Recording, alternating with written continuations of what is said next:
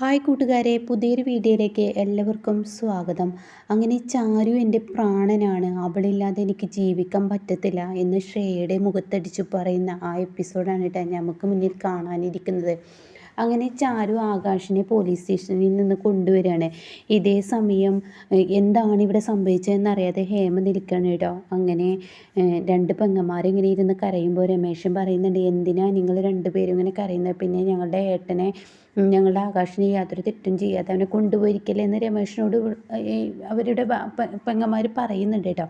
ആ സമയം രമേശ് ഇങ്ങനെ പറയുന്ന സമയത്താണ് അങ്ങോട്ടേക്ക് ബാലമാമ കയറി വരുന്നത്. അപ്പോൾ ബാലമാമയെ കണ്ടോടെ തന്നെ രണ്ട് പെൺമക്കളും ചോദിക്കുകയാണ്, അച്ഛാ ആകാശേട്ടനെ വെറുതെ വിട്ടോ, ഒരു തെറ്റും ചെയ്യാത്ത അത് പിന്നെ എന്ന് പറയുമ്പോൾ ഇപ്പുറത്ത് ഹേമ ഇങ്ങനെ സന്തോഷത്തോടു കൂടി നിൽക്കുമ്പോഴാണ് കേട്ടോ തൻ്റെ മുന്നിലോട്ട് ആകാശ് വരുന്നത്. ആകാശിനെ കണ്ടോടെ തന്നെ രണ്ട് പെങ്ങന്മാരും ചെന്ന് കെട്ടിപ്പിടിക്കാൻ, എൻ്റെ ആകാശേട്ടൻ വന്നല്ലോ എന്ന് ചെറിയ പെങ്ങൾ പറയുന്നുണ്ട് കേട്ടോ. അതേസമയം എന്നാലും മോനെ എനിക്ക് ഈ അവസ്ഥ വന്നല്ലോ എന്നൊക്കെ ഇങ്ങനെ പറയാണ്. അപ്പോൾ ഉടൻ തന്നെ എന്താ അച്ഛാ ശരിക്കും ഉണ്ടായതെന്ന് രമേശൻ ചോദിക്കുകയാണ്. ആ സമയം എന്തായാലും ഈ പറയുന്ന എൻ്റെ മൂത്ത മകനുണ്ടല്ലോ, ആ കുരുത്തം കെട്ടവൻ, അവനെ കണ്ടെത്തിയിരിക്കുന്നു അരവിന്ദനെ. അവനെ കണ്ടെത്തി പോലീസിന് പിടിച്ചു കൊടുത്തു. ഇതിൻ്റെയൊക്കെ ആളാരെന്നറിയോ? ഈ നിൽക്കുന്ന ചാരുമോളാണ്. എന്നിട്ട് ആകാശിനെ പുറത്തിറക്കിയെന്ന് പറയുന്നത്. അങ്ങനെ ഈ കാര്യങ്ങളൊക്കെ കേൾക്കുമ്പോൾ ഹേമ ആകെ പകച്ചു പോവാണ്. ഇതേ സമയം ഹേമ എന്താ വേണ്ടതെന്ന് അറിയില്ല. അങ്ങനെ ഉടൻ തന്നെ അതിൻ്റെ പേരിൽ സംസാരം ഉണ്ടാക്കുകയാണ്. ഇതിനൊക്കെ അവന് വളം വെച്ച് കൊടുക്കുന്നു. ഇവിടുന്ന് ഒരുത്തി ഉണ്ടല്ലോ, അവളാണെന്ന് പറയുമ്പോൾ ആകാശ് പറയണേ, മതി അച്ഛ, എന്നെ എൻ്റെ അമ്മയ്ക്ക് ഇഷ്ടമില്ലെങ്കിൽ പിന്നെ അച്ഛന് വെറുതെ കാര്യമില്ലാതെ സംസാരിച്ചിട്ട് കാര്യമില്ല. അതുകൊണ്ടാണല്ലോ എനിക്ക് ഇങ്ങനെയൊരു സ്ഥിതി വന്നത്. അപ്പോൾ ഉടൻ തന്നെ ഇവിടെ പെങ്ങന്മാർ ചോദിക്കുകയാണ്, അല്ല അച്ഛ, എന്തുകൊണ്ടാണ് അരവിന്ദേട്ടൻ ഇങ്ങനെയൊക്കെ ചെയ്തത്? അതെ, ഇവർ രണ്ടാളും ഹണിമൂണിന് അവന് പോയത് പിടിച്ചില്ലത്രേ, അതുകൊണ്ടാണ് ഇത്രേ അവൻ വരാൻ വേണ്ടി മുടക്കിയതാണ് ഈ പരിപാടി എന്നൊക്കെയുള്ള സത്യം വെളിപ്പെടുത്തുകയാണ് കേട്ടോ. അങ്ങനെ പിന്നീടാണെങ്കിലോ റൂമിലോട്ട് ആകാശ് ചാരുവിനെയും കൊണ്ടുപോവാണ്. ഇതേ സമയം ബാലമാമ പറയുന്നുണ്ട്, നിൻ്റെ മകൻ ഇനി പുറത്തിറങ്ങില്ലടി, ആരും പുറത്തിറക്കാനും നിൻ്റെ മകനെ ആരും പുറത്തിറക്കില്ല, അതുകൊണ്ട് അവൻ ഇനി എന്നും ജയിലിൽ തന്നെ എന്നൊക്കെ പറഞ്ഞിട്ട് അവിടെ നിന്നും പോകുമ്പോൾ തൻ്റെ മകൻ ജയിലിൽ കിടക്കുന്ന ഹേമക്ക് സഹിക്കില്ല കേട്ടോ.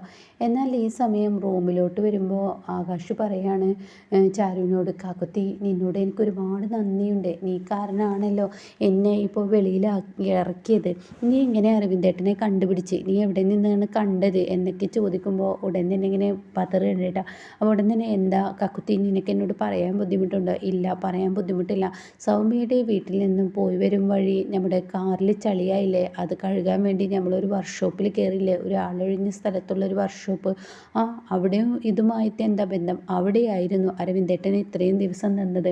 അന്ന് അരവിന്ദേട്ടൻ അവിടെ വെച്ച് കണ്ടപ്പോഴാണ് എനിക്ക് മനം നൊന്ത് ഞാൻ ഇവിടെ വന്ന് കരഞ്ഞതോ. അപ്പം നീ അന്ന് കരഞ്ഞത് ഇതായിരുന്നു? അതെ, ഇത് തന്നെയായിരുന്നു. പക്ഷേ അക്കുച്ചേട്ടനോട് എനിക്കെല്ലാം തുറന്നു പറയണമെന്നുണ്ടായിരുന്നു, പക്ഷേ എൻ്റെ മനസ്സ് അനുവദിച്ചില്ല, അതുകൊണ്ട് ഞാൻ പറഞ്ഞില്ല. അതുകൊണ്ടായിരിക്കുമോ ഇപ്പോൾ അക്കുച്ചേട്ടന് ശിക്ഷ കിട്ടിയത്? ഞാൻ അരവിന്ദേട്ടൻ എവിടെയുണ്ടെന്ന് പറയുകയായിരുന്നെങ്കിൽ ഒരു പക്ഷേ ഇങ്ങനെയുള്ള പ്രശ്നങ്ങളൊന്നും ഒരു പക്ഷേ അക്കുച്ചേട്ടന് വന്നിരുന്നില്ല എന്നൊക്കെ പറയാൻ കേട്ടോ. ഇതേ സമയം താൻ ഇങ്ങനെ നെഗറ്റീവ് എപ്പോഴും ചിന്തിക്കില്ല, അതൊക്കെ തൻ്റെ തോന്നലാണ്, താനിത് മറച്ചു വെച്ച് നന്നായി. ആ സമയം ഞാൻ അവനെ അവിടെ വെച്ച് ഇടിച്ചിരുന്നു, അപ്പോൾ അത് ഒഴിവാക്കാൻ താൻ അത് മറച്ചു വെച്ച് നല്ലത് തന്നെ എന്നൊക്കെ ഇങ്ങനെ പറയുമ്പോഴാണ് കേട്ടോ സൗമ്യയുടെ ഫോൺ വരുന്നത്. അപ്പോൾ തന്നെ സൗമ്യയാണല്ലോ എന്ന് പറഞ്ഞിട്ട് ഫോൺ എടുക്കുകയാണ്. ഇതേ സമയം ആകാശേ, നീ പുറത്തിറങ്ങിയില്ലേ? പുറത്തിറങ്ങിയ സന്തോഷം അറിഞ്ഞിട്ടാണ് ഞാൻ വിളിച്ചത്. പാവം ചാരു നിനക്ക് വേണ്ടി എത്ര കഷ്ടപ്പെട്ടെന്നറിയോ? അത് കേട്ട ഉടനെ ആകാശ് എന്താന്ന് ചോദിക്കാൻ കേട്ടോ എൻ്റെ ഏട്ടനെ കൊണ്ടുവന്ന, അത് മാത്രമല്ല ഈ ചീഫ് എഞ്ചിനീയറുടെ മുന്നിൽ വന്ന് കെഞ്ചി ചാരു, എന്നിട്ട് അവളോട് ചെയ്ത ക്രൂരത നിനക്കറിയണോ? അത് കേട്ട ഉടനെ ആകാശ് എന്ത് എന്ന് ചോദിക്കാൻ കേട്ടോ. അവളുടെ മുഖത്തോട്ട് ചീഫ് എഞ്ചിനീയർ ശ്രേയല്ലേ, അവൾ ചൂട് ചായ ചാരുവിൻ്റെ മുഖത്തൊഴിച്ചെന്ന് പറയട്ടോ. ഇത് കേൾക്കുന്നതിനോട് കൂടി തനിക്ക് താങ്ങില്ല, തനിക്ക് സങ്കടമാവണം. എന്താ ചേച്ചി പറഞ്ഞ? അതെ, ഞങ്ങൾക്ക് എല്ലാവർക്കും ഭയങ്കര വിഷമമായി. പാവം ഇവിടെ നിന്നും പോയത് എത്ര അപമാനിതയായിട്ടാണെന്ന് അറിയോ എന്നൊക്കെ പറയുന്നുണ്ട് കേട്ടോ. ഇതേ സമയം ശ്രേയക്ക് ഫോൺ കോൾ എത്തിയിരിക്കുകയാണ് ദിലീപിൻ്റെ. അപ്പോൾ ശ്രേയ ആണെങ്കിൽ അവൻ ഈ സമയം ഇനിയിപ്പോൾ ജയിലിലോട്ട് പോയിട്ടുണ്ടാവും, എന്തായാലും അവൻ ഇനി പുറത്തിറങ്ങില്ല, ഈ പറയുന്ന അരവിന്ദനെ കിട്ടത്തുമില്ല എന്നൊക്കെ ഇങ്ങനെ പറഞ്ഞിരിക്കുമ്പോഴാണ് ദിലീപിൻ്റെ ഫോൺ വരുന്നത് കേട്ടോ. അപ്പോൾ അത് എടുക്കുകയാണ്. അപ്പോൾ അത് എടുത്തോടെ തന്നെ എന്താ? അതെ, ആകാശ് ആകാശ് പുറത്തിറങ്ങിയിരിക്കുന്നു. എന്താ ഈ പറയുന്നത്, നീ എന്താ ഈ പറയുന്നത്? ഒരിക്കലും അവൻ പുറത്തിറങ്ങില്ല. അവൻ പുറത്തിറങ്ങി അവൻ്റെ ഏട്ടനെ ചാരു പിടിച്ചു കൊടുത്തു. അതുകൊണ്ട് തന്നെ യഥാർത്ഥ പ്രതിയെ കിട്ടിയത് കൊണ്ട് ആകാശിനെ വെറുതെ വിട്ടെന്ന് പറയാം കേട്ടോ. ഇത് കേൾക്കുന്ന ശ്രേയക്ക് താങ്ങില്ല കേട്ടോ. ശ്രേയക്ക് ഒരു തരം ഭ്രാന്ത് പിടിച്ചതുപോലെ ആവുകയാണ്. എന്നാൽ ഈ സമയം ചാരുവിനോട് ആകാശ് ചോദിക്കുകയാണ്, കാക്കുത്തി നീ എന്നോട് കള്ളം പറയുമോ? ഇല്ല, കള്ളം പറയില്ല. നീ എന്തിനാണ് എന്നെ ജയിലിൽ അടച്ചപ്പോൾ ആ ശ്രേയയുടെ മുന്നിലോട്ട് നീ പോയത്, എൻ്റെ ഓഫീസിലോട്ട് നീ പോയത്? അത് പിന്നെ എന്നൊക്കെ പറഞ്ഞിട്ട് അവിടെ എന്താ സത്യത്തിൽ സംഭവിച്ചത്? അവിടെ ഒന്നും സംഭവിച്ചില്ല കാക്കുത്തി. നീ എൻ്റെ മുഖത്ത് നോക്കി നോണ പറയണ്ട. എന്നോട് സൗമ്യയെല്ലാം പറഞ്ഞു, പക്ഷെ നീ എന്നോട് പറയുന്നതാണ് എനിക്ക് അതിൻ്റേതായ ഒരിത്. അതുകൊണ്ട് നീ കാര്യങ്ങൾ പറയുക കാക്കുത്തി. ഇല്ല, ഒന്നും സംഭവിച്ചില്ല. എന്നാണോ സത്യം?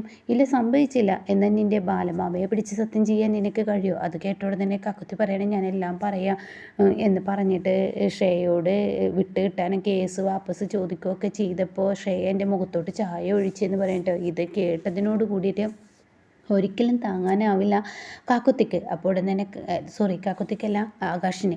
അപ്പോൾ ആകാശ് പറയണ അവളെ ഞാൻ വെറുതെ വിടില്ല, അവൾക്ക് ഇതിന് അവസാനം നൽകണമെന്ന് പറയട്ടോ. അപ്പോൾ അത് കേട്ടോടെ തന്നെ അക്കുച്ചേട്ടൻ ഇതിൻ്റെ പേരിൽ വെറുതെ പ്രശ്നം ഉണ്ടാക്കാൻ പോവല്ലേ എന്ന് പറയട്ടോ. അപ്പോൾ അത് കേട്ടോടെ തന്നെ കാക്കുത്തി പ്രശ്നം ഉണ്ടാക്കില്ല, അവൾക്കൊരു അടപ്പിട്ട് കൊടുക്കണം. അപ്പോൾ അത് കേട്ടോടെ തന്നെ വേണ്ട, ഇത് വിട്ടേക്ക്, എനിക്ക് വാക്ക് തരുമോ? ഞാൻ വിട്ടു എന്ന് പറയണേട്ടോ. പിന്നീട് പിറ്റേ ദിവസം രാവിലെ ആവുകയാണ്. രാവിലെ ആയ ഉടൻ തന്നെ ആകാശ് ഒരു ചായക്കടയിൽ പോയിട്ട് ഒരു ചായ മേടിക്കുന്നുണ്ട്, ഒരു പലഹാരവും വാങ്ങണ്. അങ്ങനെ തൻ്റെ ഓഫീസിലോട്ട് കയറി വരികയാണ്. അപ്പോൾ ഇതേ സമയം ഇതെന്താ ചായ കയ്യിൽ പിടിച്ച് വരുന്ന ആകാശ് എന്നൊക്കെ സൗമ്യ ചോദിക്കുക. അപ്പോൾ രാജേന്ദ്രൻ ഇതെന്താ ചായയൊക്കെയുമായി ഇങ്ങോട്ടേക്ക് വന്നിരിക്കുന്നത്? അത് പിന്നെ എൻ്റെ ചീഫ് എഞ്ചിനീയർക്ക് ഒരു ചായ കൊടുക്കാനാണ്. അപ്പോഴേക്കും അങ്ങോട്ടേക്ക് മറ്റുള്ളവർ പറയണം, ഇതിപ്പോൾ എന്താ പ്യൂൺ പണി അടക്കം നിന്നെക്കൊണ്ട് അവർ എടുപ്പിക്കൽ തുടങ്ങി. എന്നോടൊരു ചായ വാങ്ങി കൊണ്ടുവരാൻ പറഞ്ഞു, ഞാനത് കൊണ്ടുകൊടുക്കുക. എന്നാൽ ഇത് വളരെ മോശമായി, നീ അസിസ്റ്റൻ്റ് ആണെന്ന് ചിന്തിക്കണ്ടേ? അപ്പോൾ ആകാശ് നീ ഇത് ചെയ്യേണ്ട, അല്ല എന്നോട് പറഞ്ഞ പണി ചെയ്യണമല്ലോ. അപ്പോഴേക്കും പിയൂൺ അങ്ങോട്ട് എത്തണം കേട്ടോ. പിയൂൺ പറയണേ ഇതെന്താ ചായ, ഇത് നിൻ്റെ മേഡം ഉണ്ടല്ലോ, മേഡത്തിനുള്ള ചായയാണ്. അയ്യോ, മേഡത്തിന് ഇപ്പോൾ ചായ കൊണ്ടു കൊടുക്കണ്ട, അങ്ങോട്ടേക്ക് പ്രവേശനമില്ല. എന്നോട് മേഡം പറഞ്ഞതായിരുന്നു, ഞാൻ അതിനനുസരിച്ച് ഈ ചായ കൊണ്ടുവന്നത്. ഇനിയിപ്പോൾ വേണ്ട, മേഡത്തിന് കൊടുക്കണമെങ്കിൽ കൊടുക്കണ്ട എന്ന് പറഞ്ഞിട്ട് പിയൂണിൻ്റെ വാക്കിയിട്ട് ആകാശ് വെറുതെ അഭിനയിക്കുകയാണ്. വെറുതെ തിരിയുമ്പോൾ ഉടനെ പിയോട് പറയണ, അയ്യോ ചായ കൊണ്ടുകൊടുത്തോ, എൻ്റെ പണിയാണ് ചെയ്യുന്നത്, എന്തായാലും കൊണ്ടുകൊടുത്തോ, കുഴപ്പമൊന്നുമില്ല എന്ന് പറയണം കേട്ടോ. അങ്ങനെ ഷേയുടെ റൂമിലോട്ട് ആകാശ് ഈ ചായ പിറകിലോട്ട് മറച്ച് വെച്ച് ഷേയുടെ റൂമിലോട്ട് കയറുമ്പോൾ ഷേ ചോദിക്കുക, ഇതെന്താ മര്യാദയൊന്നും ഇല്ലാതെ എൻ്റെ റൂമിലോട്ട്? അതെന്തിനാണാവോ? മര്യാദ എടി, നിന്നോടൊക്കെ മര്യാദ വെക്കണോടി. എന്താ നീ സംസാരിച്ച് എടിയെന്നോ? അല്ലാതെ പിന്നെ എടി എന്നല്ലാതെ പൊടി എന്ന് വിളിക്കണോ? അത് കേട്ടോടൻ തന്നെ നീ ആരോടാണ് ഈ സംസാരിക്കുന്നത് അറിയില്ലേ? ആരോടാണെന്ന് എനിക്ക് വ്യക്തമായി അറിയാം. എന്നാൽ നീ ഒരു കാര്യം മനസ്സിലാക്കിക്കോ, എന്തും ചെയ്യാമെന്നുള്ള ആ ഒരു തോന്നൽ അത് നീ നിർത്തിയേക്ക്. അപ്പോഴേക്കും പിയൂൺ, ഇയാളെ ഒന്ന് പുറത്താക്കൂ.